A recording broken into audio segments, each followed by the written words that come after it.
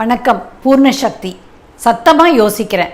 என்னை சுற்றி இருக்கிற சில பெரியவங்க கிட்ட நான் பார்க்குற ஒரு நல்ல விஷயம், நான் வயசு ஆக ஆக கட்டாயமாக இந்த மாதிரி நானும் இதை ஹேண்டில் பண்ணணும் அப்படின்னு நினைக்கிற ஒரு விஷயம், அதை நான் சத்தமாக உங்களோட ஷேர் பண்ணுறேன்.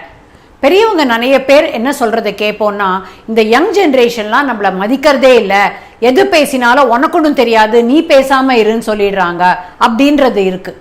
இப்போது இந்த பசங்கள்லாம் ஆர் யங் ஜென்ரேஷனில் இருக்கிறவங்கலாம் ஏன் இப்படி சொல்கிறாங்க அப்படின்றது நல்ல இன்டென்ஷனாக கூட இருக்கலாம். அவங்களுக்கு ஹர்ட் பண்ணணுன்றது மோட்டிவாகவே இல்லாமல் இருக்கலாம். ஆனால் டெஃபினட்டாக அவங்களுடைய அப்ரோச் தப்பு. இந்த மாதிரி ஹார்ஷாக பேசக்கூடாது தான். ஆனால் இதை ஒரு பக்கம் வச்சுடுவோம். ஏன் இப்படி சொல்கிறாங்க அப்படின்றத நான் 2 விஷயம் பார்த்து தெரிஞ்சுக்கிட்டேன். ஃபஸ்ட்டு விஷயம் என்னன்னா, இப்படி கிடையாது, இப்படி நான் ஒத்துக்க மாட்டேன், இதை இப்படி பண்ணக்கூடாது அப்படின்லாம் அவங்க சொல்கிறாங்கன்னா அதுக்கு என்ன காரணம்?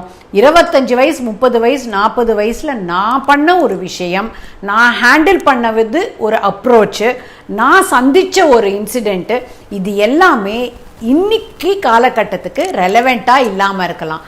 அவங்க அதை வேற மாதிரி தான் அப்ரோச் பண்ணி ஆகணும் அப்படின்றதுனால அவங்க சொல்கிறாங்க.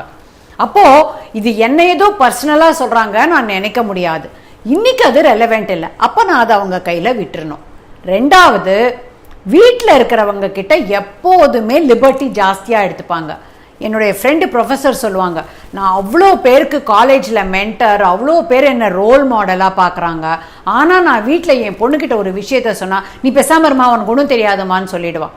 ஒரு பிஸ்னஸ் மேன் அவர் பையன் பிஸ்னஸ் எடுத்துக்கிட்ட அப்புறமா, அப்பா நீ இந்த மாதிரி அப்ரோச் பண்ண முடியாதுப்பா, நீ பேசாம இரு, இதை நான் ஹேண்டில் பண்ணிக்கிறேன் அப்படின்னு சொல்கிறான்னா, அவங்க உரிமை எடுத்துக்கிட்டு ஒரு விஷயத்தை தைரியமாக நம்மக்கிட்ட சொல்கிறாங்க.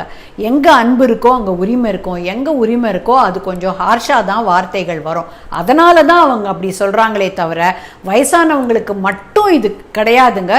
எல்லா ஜென்ரேஷன்லையுமே அம்மா அப்பா பசங்கக்கிட்டேருந்து சில விஷயங்களை நாம் கேட்டுக்க வேண்டிய நிலைமையில தான் இருக்கும். ஏன்னா காலம் மாறிட்டுருக்கு, அப்ரோச் மாறிட்டுருக்கு, அவங்க பேசுகிற விதமும் மாறிட்டுருக்கு.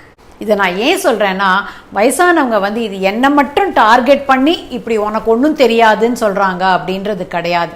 எல்லா வயசுக்காரங்களையுமே அவங்க அப்படி தான் சொல்கிறாங்க.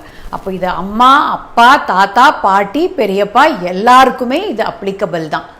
வயசு ஆக ஆகல மனசை ரொம்ப லேசாக வச்சுக்க வேண்டிய ஒரு முக்கியமான காலகட்டம் இது.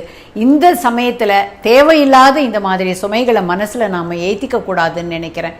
இதுக்கு அப்போ என்னெல்லாம் பண்ணலாம் அப்படின்னா, ஃபஸ்ட்டு 1, அவங்க சொல்லும்போது ஆமாம் கரெக்டு தான், இது அவங்க விதம் வேற நம்ம விதம் வேற அப்படின்னு நினச்சி அதை விட்டுறலாம். ஆர் ஏய் இதை ஒரு விஷயத்த நீ கேள, நான் காரணமாக தான் சொல்கிறேன், நான் எல்லாத்தையும் தலையிட மாட்டேன் அப்படின்னு சொல்லி எடுத்து நம்மளுடைய வார்த்தைகளை அவங்களுக்கு சொல்லலாம், யூஸ் ஆகும் அப்படின்றது. அப்போ அவங்க கேட்காம போனாலும் அப்புறமா அதை பற்றி கட்டாயமாக யோசிப்பாங்க. 3வது, ஏய் இந்த சிச்சுவேஷன் இருக்குல்ல, நான் உனக்கு அட்வைஸ் பண்ணல, எனக்கு உன்கிட்டேன்னு தெரிஞ்சுக்கணும், நீ இதை எப்படி ஹேண்டில் பண்ண போற அப்படின்னு ஒரு கேள்வியாக கேட்டு அவங்க தப்பான்றதை நாம் நினச்சிட்டு அவங்கள்ட்ட பேசுவோம். ஆனால் ஆக்சுவலாக அவங்க சொல்ல போகிற விஷயம் நமக்கே பெரிய பிரமிப்பை கொடுக்கும். இப்போ இவ்வளோ புத்திசாலியாக இருக்காங்க அடுத்த தலைமுறை, நாமளே நினச்சிப்போம். நாம் அசியூம் பண்ணுறோம் அவங்களுக்கு தெரியாது நம்மளுடைய ஹெல்ப் தேவைன்னு. Maybe they are very good at it. இது ஒரு அப்ரோச். இப்படி எந்த விதத்தில் வேணால் நாம் சிச்சுவேஷனெல்லாம் ஹேண்டில் பண்ணலாங்க. ஒன்று மட்டும் பண்ணக்கூடாது. பர்சனலாக எடுத்துகிட்டு காயப்பட்டுட்டு அப்படியே ஓரமாக ஒதுங்கி இனிமேல் நான் ஒன்றுமே பேச போகிறதில்ல, தலையிட போகிறதில்ல, இவங்களுக்கு சொல்ல போகிறதில்ல அப்படின்னு நாம் ஒதுங்கி போகக்கூடாது. அந்த குடும்பத்துக்கு நாம் தேவை, நமக்கு குடும்பங்கள் தேவை. நம்ம சுற்றி இருக்கிற அன்பு வட்டத்தோட நாம் மனசை லேசாக வச்சுக்கிறது இந்த கட்டத்தில் ரொம்ப முக்கியமாக இருக்குது. கட்டாயமா நிறைய பேர் கூட ஷேர் பண்ணுங்க அண்ட் சப்ஸ்கிரைப் பண்ணுங்க. அப்பதான் பூர்ணசக்தி வீடியோஸை மிஸ் பண்ணாம பார்க்க முடியும்.